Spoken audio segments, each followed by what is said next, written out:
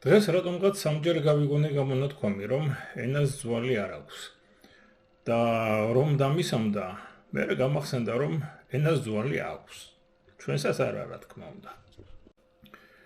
მაშასე, გაიცანით არაპაიმა. თევზი, რომელსაც აქვს ძვლიანი ენა. ის ცარცული პერიოდიდან მოყოლებული ბინადრობს მდინარე ამაზონში და ჩათვალეთ, რომ ბეისბოლის ბიტა უდევს პირში. მისი ფარფლების ჯავშანი ისე მაგარია, ვერანაირი მაჩეტეთი ამ თევზს ვერ გაჩეხავთ.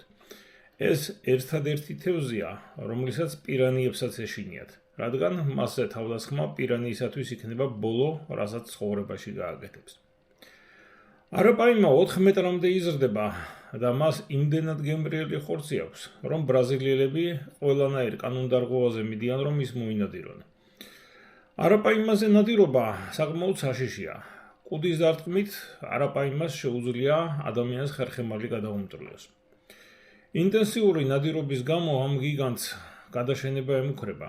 წარმოიდგინეთ, რომ სახეობა, რომელიც ტირანოზავრების და მეგალოდონების ეპოქაში გადარჩა, ახლა ადამიანების ხელით ნადგურდება. რაღაც დაგვრჩენია. უსურვოთ ბრაზილიის პოლიციას წარმატება ბრაკონიერებთან ბრძოლაში და იმედი ვიქონიოთ, რომ არაპაიმას გადაშენება არ მოხდება.